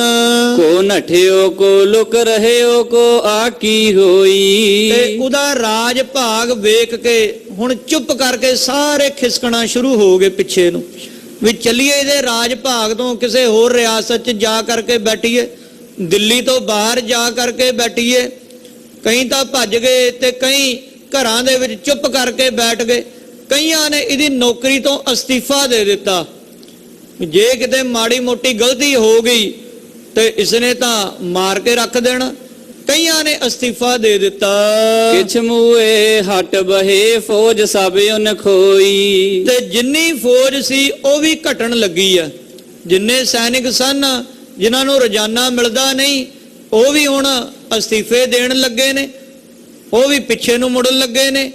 ਕੋਈ ਹਟ ਗਿਆ, ਕੋਈ ਚਲਿਆ ਗਿਆ, ਤੇ ਕੋਈ ਘਰਾਂ ਦੇ ਵਿੱਚ ਚੁੱਪ ਕਰਕੇ ਬੈਠ ਗਿਆ। ਹਲਕਾਰੇ ਨੂੰ ਵੈ ਕਹਿ ਮੂਏ ਓਏ ਪੀਓ ਪਿਆਰੇ।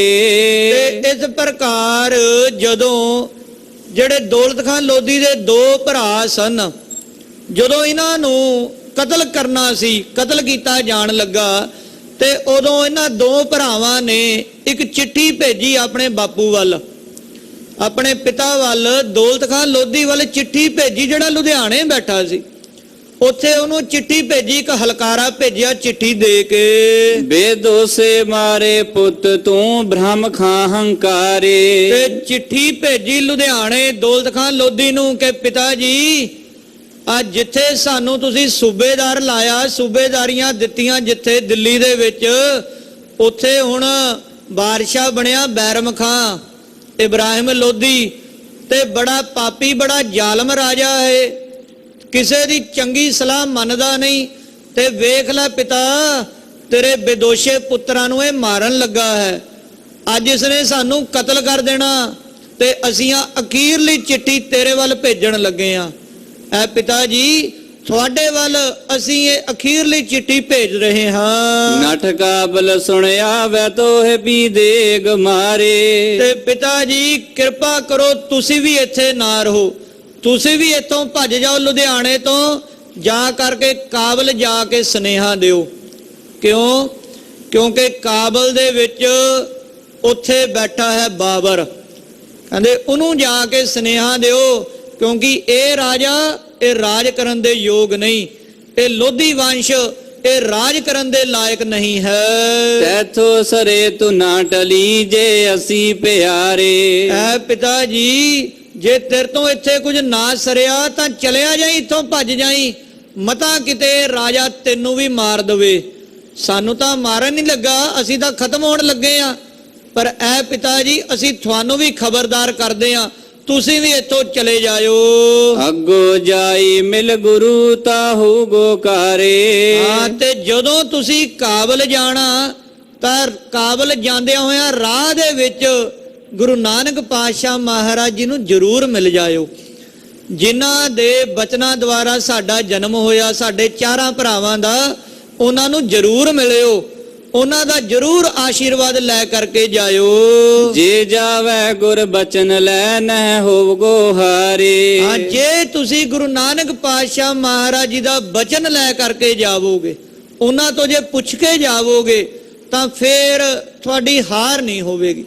ਮਹਾਰਾਜ ਜੀ ਤੋਂ ਇੱਕ ਵਾਰੀ ਆਗਿਆ ਲੈ ਕਰਕੇ ਫੇਰ ਤੁਸੀਂ ਜਾਇਓ, ਤੇ ਗੁਰੂ ਨਾਨਕ ਪਾਤਸ਼ਾਹ ਮਹਾਰਾਜ ਜੀ ਨੂੰ ਸਾਡੇ ਬਾਰੇ ਦੱਸ ਦਿਓ ਕਿ ਉਹਨਾਂ ਦੁਆਰਾ, ਉਹਨਾਂ ਦੇ ਵਰਦਾਨ ਦੁਆਰਾ ਜਨਮੇ ਪੁੱਤਰਾਂ ਦਾ ਦਿੱਲੀ ਦੇ ਬਾਦਸ਼ਾਹ ਨੇ ਕੋਹ ਕੇ ਮਾਰਿਆ ਹੈ। ਇਹ ਵੀ ਮਹਾਰਾਜ ਜੀ ਨੂੰ ਦੱਸ ਦਿਓ ਸਾਡੇ ਬਾਰੇ। ਹੈ ਸਭ ਜਾਣੀ ਜਾਣ ਗੁਰ ਜਾਂ ਕਰੀ ਪੁਕਾਰੇ। ਗੁਰੂ ਮਹਾਰਾਜ ਜੀ ਤਾਂ ਜਾਣੀ ਜਾਣਦੇ, ਉਹ ਤਾਂ ਸਭ ਕੁਝ ਜਾਣਦੇ ਨੇ, ਪਰ ਫਿਰ ਵੀ ਪਿਤਾ ਜੀ ਤੁਸੀਂ ਜ਼ਰੂਰ ਜਾਇਓ, ਗੁਰੂ ਨਾਨਕ ਪਾਤਸ਼ਾਹ ਮਹਾਰਾਜ ਨੂੰ ਜ਼ਰੂਰ ਜਾ ਕੇ ਮਿਲਿਓ। ਦਿੱਤੇ ਜੋ ਫਰਜ਼ੰਦ ਤੈ ਕਹੀ ਤੇ ਉਨ ਮਾਰੇ। ਮਹਾਰਾਜ ਜੀ ਨੂੰ ਆਖਿਓ, ਐ ਗੁਰੂ ਨਾਨਕ ਦੇਵ ਜੀ ਮਹਾਰਾਜ, ਤੁਹਾਡੀ ਬਖਸ਼ਿਸ਼ ਦੇ ਨਾਲ, ਮਹਾਰਾਜ ਤੁਹਾਡੀ ਕਿਰਪਾ ਦੇ ਨਾਲ ਜਿਹੜੇ ਪੁੱਤਰ ਤੁਸੀਂ ਦਿੱਤੇ ਸੀ ਮਹਾਰਾਜ, ਉਹ ਚਾਰੋਂ ਹੀ ਪੁੱਤਰ ਮਾਰੇ ਗਏ, ਚਾਰੋਂ ਹੀ ਪੁੱਤਰ ਮਹਾਰਾਜ ਨਹੀਂ ਜਿਉਂਦੇ ਰਹੇ, ਚਾਰੋਂ ਹੀ ਮਾਰੇ ਗਏ, ਖਤਮ ਕੀਤੇ ਗਏ ਹਨ। ਯੋ ਸੁਨ ਦੌਲਤ ਨਠ ਤੁਰਿਓ ਵੈ ਛੱਡ ਲੁਧਿਆਣਾ। ਤੇ ਹਲਕਾਰਾ ਦਿੱਲੀ ਤੋਂ ਚਿੱਠੀ ਲੈ ਕਰਕੇ ਭੱਜਿਆ, ਲੁਧਿਆਣੇ ਆਇਆ। ਉਸ ਵੇਲੇ ਦੌਲਤ ਖਾਨ ਲੋਧੀ ਲੁਧਿਆਣੇ ਬੈਠਾ ਸੀ, ਤੇ ਲੁਧਿਆਣੇ ਹੀ ਸਾਧ ਸੰਗਤ ਜੀ ਇਸ ਗ੍ਰੰਥ ਦਾ ਮੁੱਢ ਵੱਜਾ ਸੀ, ਜੋ ਕਚਹਿਰੀ ਦੇ ਵਿੱਚ ਭਾਈ ਰਤਨ ਸਿੰਘ ਜੀ ਭੰਗੂ ਖੜੇ ਹੋਏ ਸੀ ਕਿ ਬੂਟੇ ਸ਼ਾਹ ਮੌਲਵੀ ਸਾਡਾ ਇਤਿਹਾਸ ਕਿੱਦਾਂ ਲਿਖ ਸਕਦਾ ਹੈ, ਇਹ ਮੁਸਲਮਾਨ ਹੈ, ਇਹ ਸਿੱਖਾਂ ਬਾਰੇ ਇਨਸਾਫ ਨਹੀਂ ਕਰ ਸਕਦਾ। ਤੇ ਲੁਧਿਆਣੇ ਹੀ ਇਸ ਕਥਾ ਦਾ ਮੁੱਢ ਵੱਜਾ ਸੀ, ਤੇ ਲੁਧਿਆਣੇ ਹੀ ਦੌਲਤ ਖਾਨ ਲੋਧੀ ਬੈਠਾ।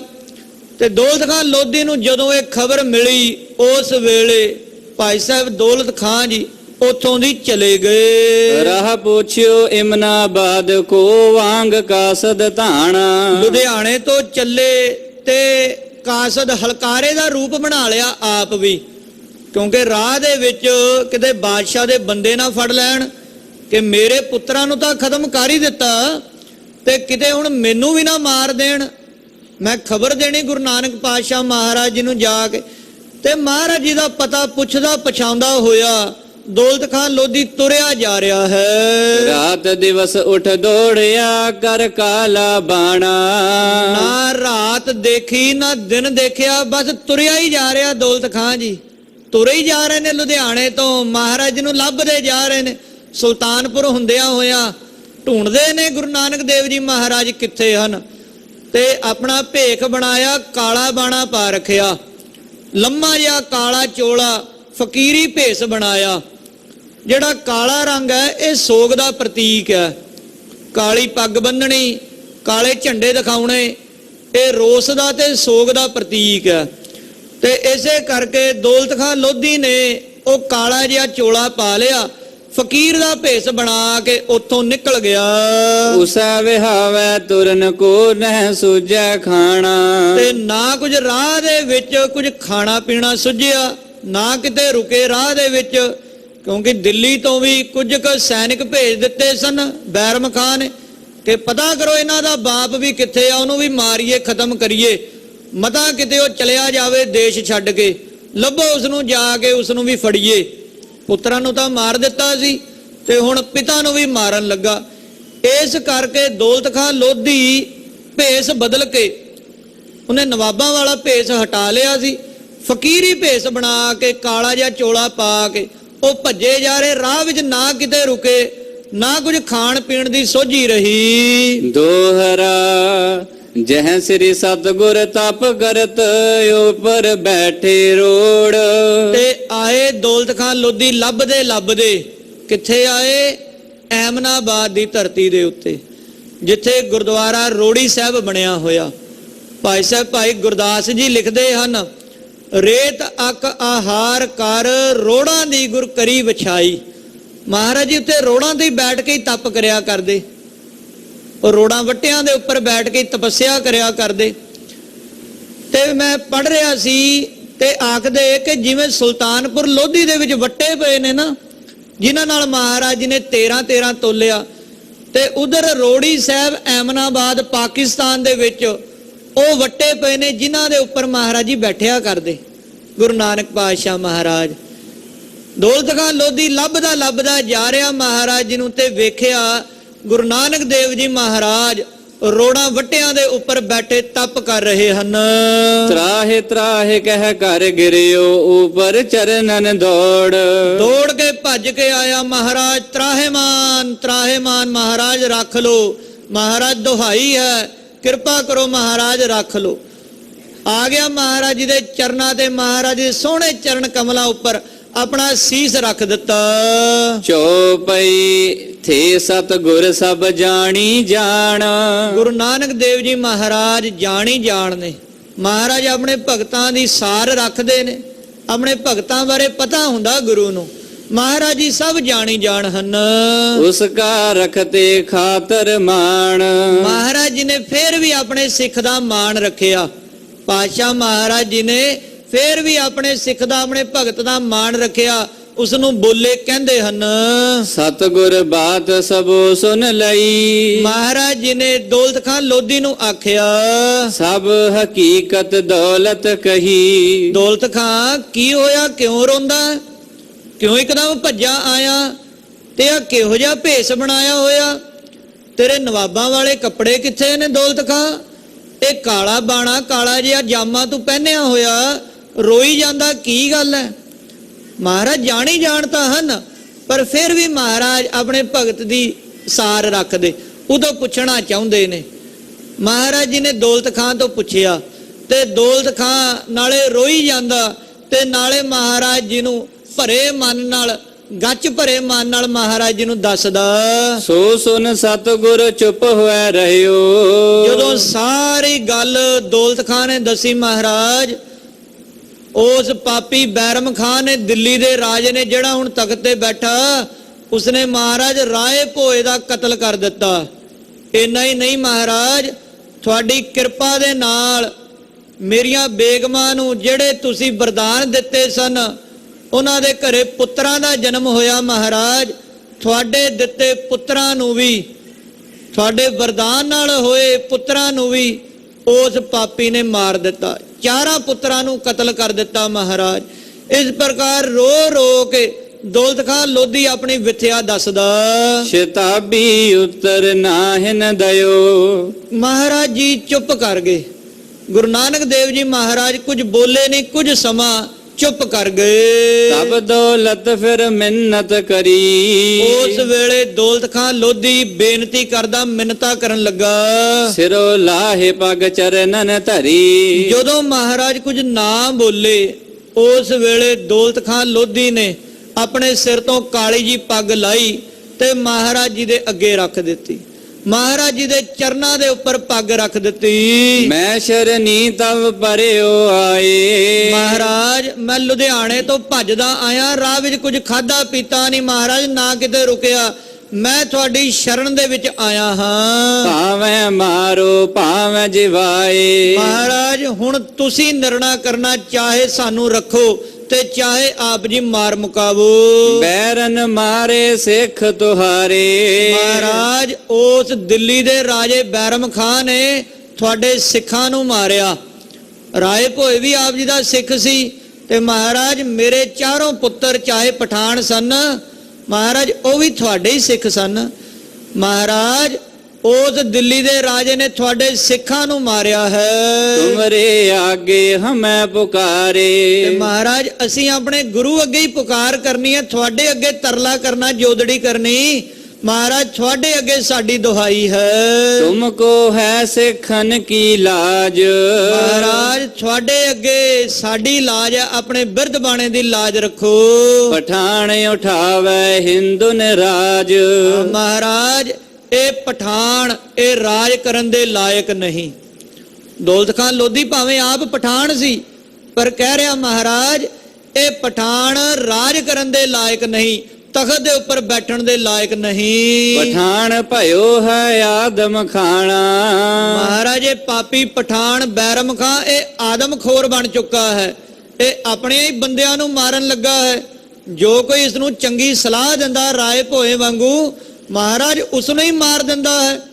ਕਦੇ ਕੰਧਾਂ ਨੇ ਚਿਣ ਕੇ, ਕਦੇ ਹਾਥੀਆਂ ਥੱਲੇ ਦੇ ਕੇ, ਕਦੇ ਤਲਵਾਰਾਂ ਨਾਲ ਵਿੰਨ ਕੇ ਮਹਾਰਾਜ ਸਾਰੇ ਚੰਗਿਆਂ ਬਜ਼ੁਰਗਾਂ ਨੂੰ ਇਸਨੇ ਮਾਰ ਮੁਕਾਇਆ ਹੈ। ਦੂਰ ਕਰੋ ਬਦਸ਼ਾਹੀ ਪਠਾਣਾ, ਮਹਾਰਾਜ ਹੁਣ ਤੁਸੀਂ ਇਹਨਾਂ ਪਠਾਣਾ ਤੋਂ ਪਾਤਸ਼ਾਹੀ ਲੈ ਲਓ, ਇਹਨਾਂ ਪਠਾਣਾ ਤੋਂ ਮਹਾਰਾਜ ਰਾਜ ਭਾਗ ਖੋਹ ਲਵੋ, ਇਹਨਾਂ ਤੋਂ ਪਾਤਸ਼ਾਹੀਆਂ ਦੂਰ ਕਰ ਲਵੋ। ਦੋਹਰਾ ਕਰੋ ਪਤਸ਼ਾਹੀ ਆਪ ਤੁਮ ਕੈ ਪੁੱਤ ਆਪਣੇ ਦੇਹੋ। हे ਗੁਰੂ ਨਾਨਕ ਦੇਵ ਜੀ ਮਹਾਰਾਜ, ਤੁਸੀਂ ਜਾਣੀ ਜਾਣੋ ਸਰਵ ਕਲਾ ਸਮਰੱਥ ਹੋ, ਜਾਂ ਤਾਂ ਤੁਸੀਂ ਆਪ ਪਾਤਸ਼ਾਹੀ ਕਰ ਲਵੋ, ਦਿੱਲੀ ਦੇ ਤਖਤ ਤੇ ਮਹਾਰਾਜ ਆਪ ਬਰਾਜੋ, ਜਾਂ ਫਿਰ ਤੁਸੀਂ ਆਪਣੇ ਪੁੱਤਰਾਂ ਨੂੰ ਕਿਸੇ ਨੂੰ ਰਾਜ ਭਾਗ ਦੇ ਦਿਓ।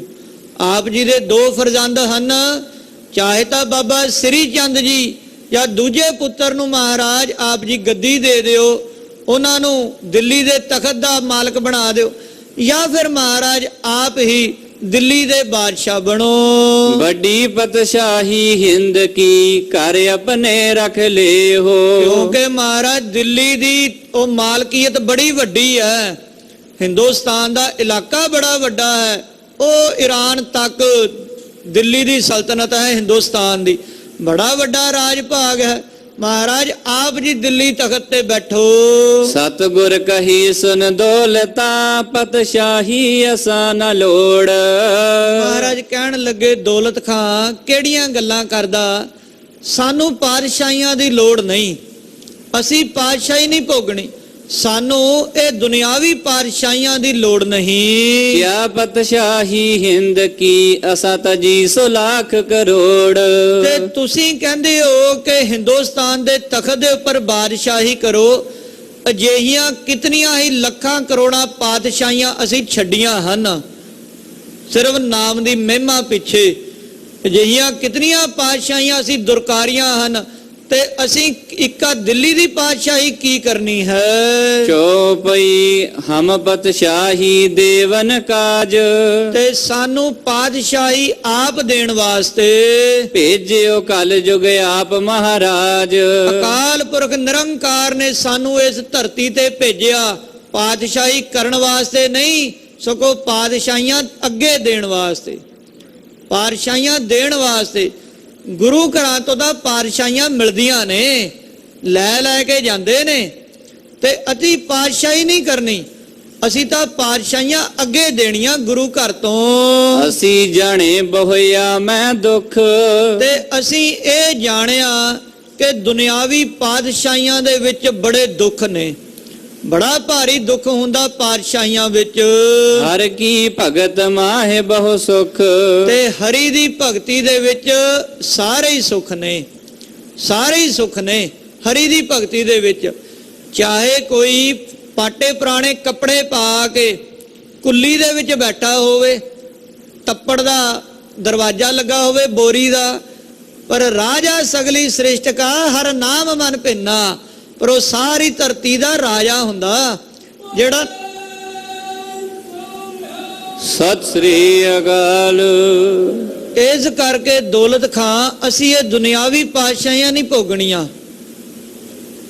ਜਿਹਦੇ ਮਨ ਵਿੱਚ ਨਾਮ ਵਸਦਾ ਉਹ ਆਪੇ ਹੀ ਪਾਤਸ਼ਾਹ ਹੁੰਦਾ ਹੈ, ਉਹ ਆਪੇ ਹੀ ਰਾਜਾ ਹੁੰਦਾ ਹੈ। ਪੌੜੀ ਸੋ ਪਤਸ਼ਾਹੀ ਤੁਮ ਕਹੈ ਕਿਆ ਅਬ ਮੈਂ ਲਿਓ। ਤੇ ਤੁਸੀਂ ਕਹਿੰਦੇ ਹੋ ਪਾਤਸ਼ਾਹੀਆਂ ਭੋਗੋ ਦੌਲਤ ਖਾਂ, ਮੈਂ ਇਹਨਾਂ ਪਾਤਸ਼ਾਹੀਆਂ ਨੂੰ, ਦੁਨਿਆਵੀ ਪਾਤਸ਼ਾਹੀਆਂ ਨੂੰ ਕੁਝ ਨਹੀਂ ਕਰਨਾ। ਪਹਿਲੇ ਛੋੜੀ ਫਿਰ ਲਈ ਜਗ ਚਟਕ ਲਗਿਓ। ਤੇ ਜੇ ਅਸੀਂ ਦੁਨਿਆਵੀ ਪਾਤਸ਼ਾਹੀਆਂ ਤੇ ਬੈਠ ਕੇ ਤੇ ਦੁਨੀਆ ਨੇ ਚੇਟਕਾਂ ਕਰਨੀਆਂ ਨੇ, ਵੇ ਵੇਖੋ ਗੁਰੂ ਨਾਨਕ ਦੇਵ ਜੀ ਮਹਾਰਾਜ ਪਹਿਲਾਂ ਤਾਂ ਉਦਾਸੀਆਂ ਤੇ ਚਲੇ ਗਏ ਰਾਜ ਭਾਗ ਛੱਡ ਕੇ, ਤੇ ਹੁਣ ਦਿੱਲੀ ਦੇ ਤਖਤ ਤੇ ਬੈਠ ਗਏ। ਦੁਨੀਆ ਨੇ ਗੱਲਾਂ ਕਰਨੀਆਂ ਸਾਡੇ ਪਿੱਛੋਂ, ਕੀ ਆਖੇਗੀ ਦੁਨੀਆ। ਤੇ ਅਸੀਂ ਇਹਨਾਂ ਦੁਨਿਆਵੀ ਸੁਖ ਪਦਾਰਥ ਇਹ ਨਹੀਂ ਭੋਗਣੇ। ਯੋ ਸੁਨ ਆਸ ਦੌਲਤ ਮਿਟੀ ਗੁਰ ਲੇਹ ਨਾ ਖਾਸਾ। ਦੌਲਤ ਖਾਂ ਨੇ ਜਦੋਂ ਬੇਨਤੀ ਕੀਤੀ ਤੇ ਮਹਾਰਾਜ ਜੀ ਨੇ ਮਨਾ ਕਰ ਦਿੱਤਾ, ਮਾਨੋ ਉਹਦੀਆਂ ਆਸਾਂ ਤੇ ਪਾਣੀ ਫਿਰ ਗਿਆ। ਦੌਲਤ ਖਾਂ ਲੋਧੀ ਉਹ ਚੁੱਪ ਕਰ ਗਿਆ।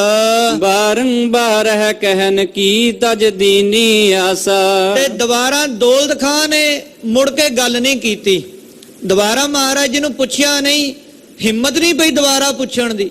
ਤੇ ਦੌਲਤ ਖਾਂ ਵਿਚਾਰਾ ਚੁੱਪ ਕਰ ਗਿਆ, ਥੱਲੇ ਨੂੰ ਮੂੰਹ ਕਰ ਲਿਆ। ਦੋਹਰਾ ਤੋ ਦੌਲਤ ਖਾਇਓ ਕਹਿਓ ਜੋ ਆਪ ਨਾ ਸ਼ਾਹੀ ਲੇਹੋ। ਕੁਝ ਕੁ ਸਮੇਂ ਬਾਅਦ ਦੌਲਤ ਖਾਂ ਜੀ ਫਿਰ ਬੋਲੇ, ਮਹਾਰਾਜ ਜੀ ਨੂੰ ਕਹਿਣ ਲੱਗੇ, ਹੇ ਗੁਰੂ ਨਾਨਕ ਦੇਵ ਜੀ ਮਹਾਰਾਜ, ਜੇ ਤੁਸੀਂ ਆਪ ਪਾਤਸ਼ਾਹੀ ਨਹੀਂ ਕਰਨੀ ਜਾਂ ਆਪਣੇ ਪੁੱਤਰਾਂ ਨੂੰ ਪਾਤਸ਼ਾਹੀਆਂ ਤੇ ਨਹੀਂ ਬਿਠਾਉਣਾ, ਤੋ ਲੀਜੈ ਖੋਸ ਪਠਾਨ ਤੇ ਮੁਗਲਨ ਕੋ ਹੀ ਦੇਹੋ। ਕਹਿਣ ਲੱਗੇ ਮਹਾਰਾਜ ਤਾਂ ਫਿਰ ਇਹਨਾਂ ਪਠਾਣਾ ਤੋਂ ਪਾਤਸ਼ਾਹੀਆਂ ਖੋ ਕੇ ਮੁਗਲਾਂ ਨੂੰ ਦੇ ਦਿਓ।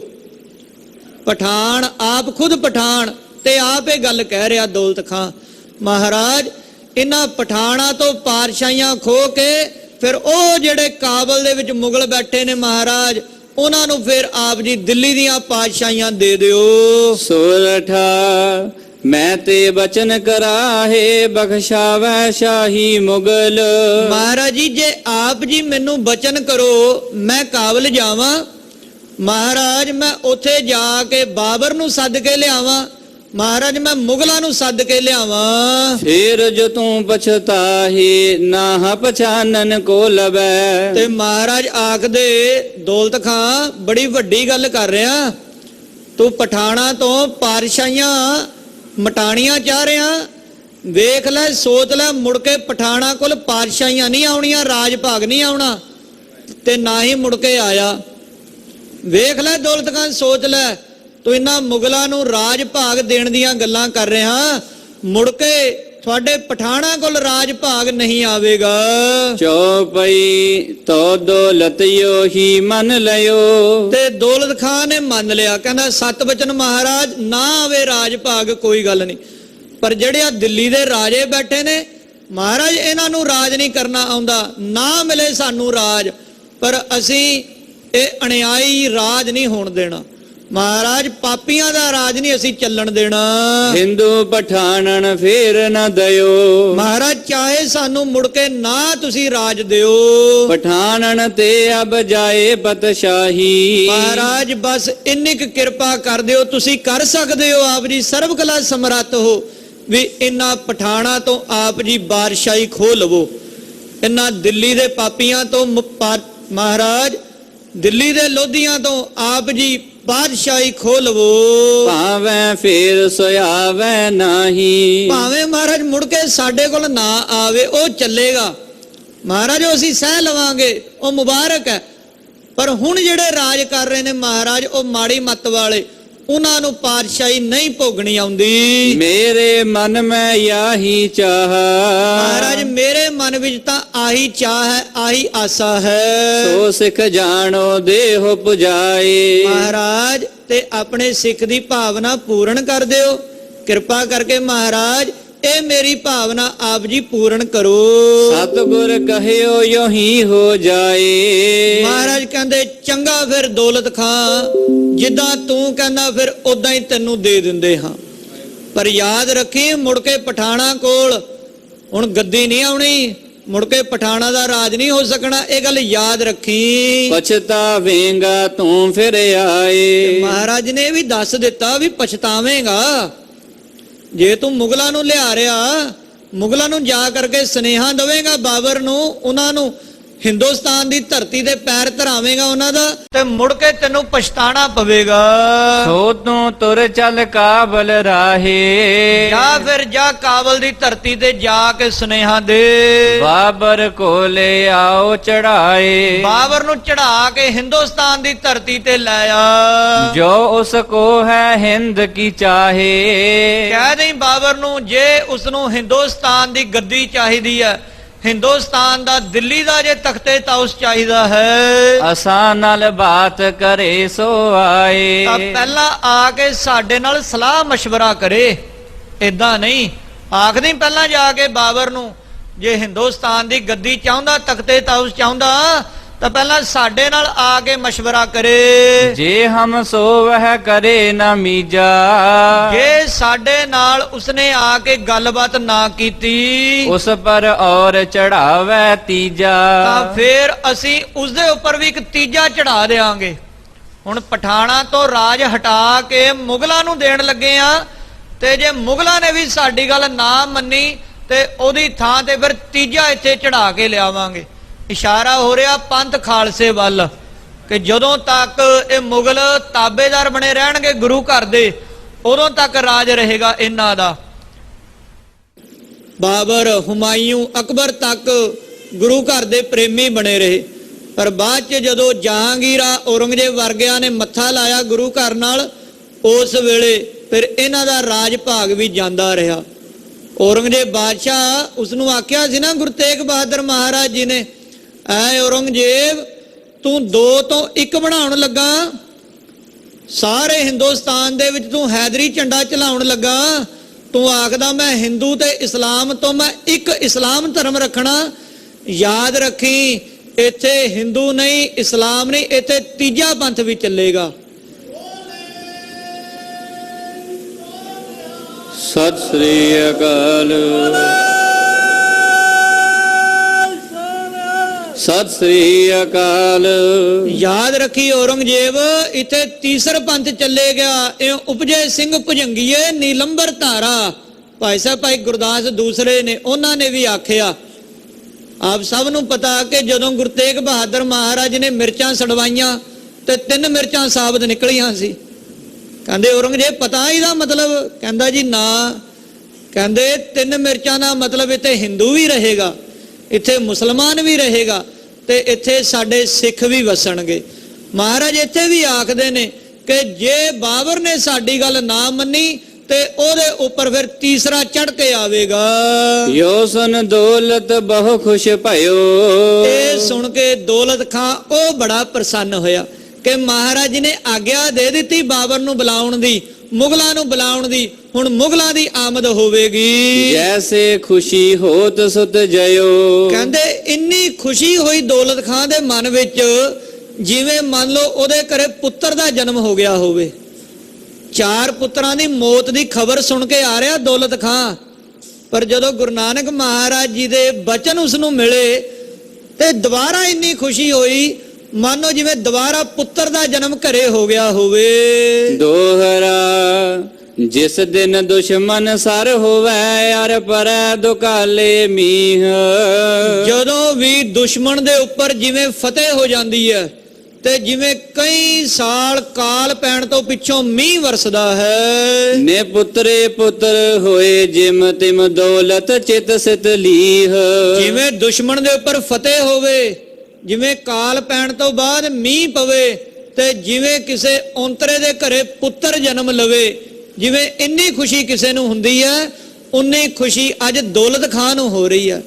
ਦੌਲਤ ਖਾਂ ਦੇ ਮਨ ਵਿੱਚ ਉਨੀ ਖੁਸ਼ੀ ਹੋ ਰਹੀ ਹੈ। ਚੌਪਈ ਤਬ ਦੌਲਤ ਕਾਬਲ ਰਾਹ ਪਰਿਓ। ਉਸ ਵੇਲੇ ਮਹਾਰਾਜ ਜੀ ਦੇ ਚਰਨ ਕਮਲਾਂ ਉੱਪਰ ਨਮਸਕਾਰ ਕਰਕੇ ਦੌਲਤ ਖਾਂ ਕਾਬਲ ਦੇ ਰਾਹ ਪੈ ਗਿਆ। ਕਾਬਲ ਦੇ ਰਾਹ ਪਿਆ, ਬਾਬਰ ਨੂੰ ਬੁਲਾਉਣ ਜਾ ਰਿਹਾ ਹੈ। ਭੇਖ ਫਕੀਰੀ ਕਰ ਰਾਹ ਤੁਰਿਓ। ਤੇ ਉਸੇ ਤਰ੍ਹਾਂ ਫਕੀਰਾਂ ਵਾਲਾ ਭੇਸ ਬਣਾਇਆ ਹੋਇਆ, ਕਿਉਂਕਿ ਪਿੱਛੋਂ ਦਿੱਲੀ ਤੋਂ ਸੈਨਿਕ ਗੁਪਤਚਰ ਛੱਡੇ ਹੋਏ ਸੀ ਰਾਜੇ ਬੈਰਮ ਖਾਨ ਨੇ, ਵੀ ਜਿੱਥੇ ਕਿਤੇ ਇਹਨਾਂ ਦਾ ਪਿਤਾ ਵੀ ਮਿਲੇ ਉਹਨੂੰ ਵੀ ਮਾਰ ਦਿਓ ਦੌਲਤ ਖਾਂ ਨੂੰ। ਉਸੇ ਤਰ੍ਹਾਂ ਦਾ ਕਾਲਾ ਲਿਬਾਸ ਪਾ ਕੇ, ਕਾਲਾ ਜਿਹਾ ਜਾਮਾ ਪਾ ਕੇ ਦੌਲਤ ਖਾਂ ਕਾਬਲ ਵੱਲ ਜਾ ਰਿਹਾ, ਬਾਬਰ ਨੂੰ ਲੱਭਣ ਲਈ ਜਾ ਰਿਹਾ ਹੈ। ਏ ਰਾਹੁ ਰੁਕਾਏ ਬ੍ਰਹਮੇ ਸ਼ਾਹੀ। ਤੇ ਰਾਹ ਦੇ ਵਿੱਚ ਲੱਭਦਾ ਜਾ ਰਿਹਾ, ਰਾਹ ਦੇ ਵਿੱਚ ਪੁੱਛਦਾ ਪਛਾਂਦਾ ਜਾ ਰਿਹਾ। ਤੇ ਹੁਣ ਬਾਦਸ਼ਾਹ ਨੂੰ ਮਿਲਣਾ ਉਹ ਵੀ ਕੋਈ ਸੌਖਾ ਕੰਮ ਨਹੀਂ ਸੀ। ਕਾਬਲ ਦਾ, ਈਰਾਨ ਦਾ ਬਾਦਸ਼ਾਹ, ਖੁਰਾਸਾਨ ਦਾ ਬਾਦਸ਼ਾਹ ਸੀ। ਉਸ ਵੇਲੇ ਜਿਹੜਾ ਬਾਬਰ ਉੱਥੇ ਬੈਠਾ ਹੈ, ਤੇ ਦੌਲਤ ਖਾਂ ਹੁਣ ਕਿਸ ਪ੍ਰਕਾਰ ਜਾ ਕਰਕੇ ਬਾਬਰ ਨੂੰ ਮਿਲ ਰਿਹਾ ਹੈ, ਤੇ ਬਾਬਰ ਕਿਸ ਪ੍ਰਕਾਰ ਪਾਪ ਕੀ ਜੰਜ ਲੈ ਕੇ ਚੜ ਕੇ ਆਵੇਗਾ। ਜੋ ਮਹਾਰਾਜ ਨੇ ਬਾਣੀ ਵਿੱਚ ਵੀ ਬਚਨ ਕੀਤੇ ਨਾ, ਜਿਹਨੂੰ ਆਪਾਂ ਬਾਬਰ ਬਾਣੀ ਆਖਦੇ ਆ, ਪਾਪ ਕੀ ਜੰਜ ਲੈ ਕਾਬਲੋ ਧਾਇਆ, ਜੋਰੀ ਮੰਗਾ ਦਾਨਵੇ ਲਾਲੋ, ਖੁਰਾਸਾਨ ਖਸਮਾਨਾ ਕੀਆ ਹਿੰਦੁਸਤਾਨ ਚੜਾਇਆ। ਤੇ ਉਸ ਵੇਲੇ ਜਿਸ ਪ੍ਰਕਾਰ ਹੁਣੇ ਬਾਬਰ ਚੜ ਕੇ ਆ ਰਿਹਾ ਹੈ, ਕਿਸ ਪ੍ਰਕਾਰ ਹਿੰਦੁਸਤਾਨ ਦੇ ਵਿੱਚ ਮੁਗਲਾਂ ਦੀ ਆਮਦ ਹੁੰਦੀ ਹੈ, ਉਹ ਗੁਰੂ ਪੰਥ ਖਾਲਸੇ ਦੀ ਕਥਾ ਆਪਾਂ ਕੱਲ ਦੇ ਪ੍ਰਸੰਗਾਂ ਦੇ ਵਿੱਚ ਸਰਵਣ ਕਰਾਂਗੇ। ਸਮੇਂ ਦੇ ਲਿਹਾਜ਼ ਨਾਲ ਸਮਾਪਤੀ ਹੈ। ਵਾਹਿਗੁਰੂ ਵਾਹਿਗੁਰੂ ਵਾਹਿਗੁਰੂ ਵਾਹਿਗੁਰੂ ਵਾਹਿਗੁਰੂ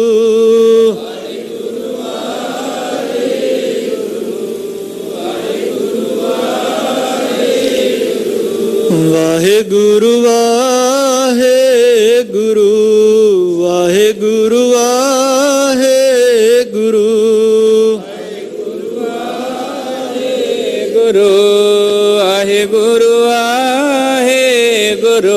हे अच्युत हे पार ब्रह्म अविनाशी अगनास।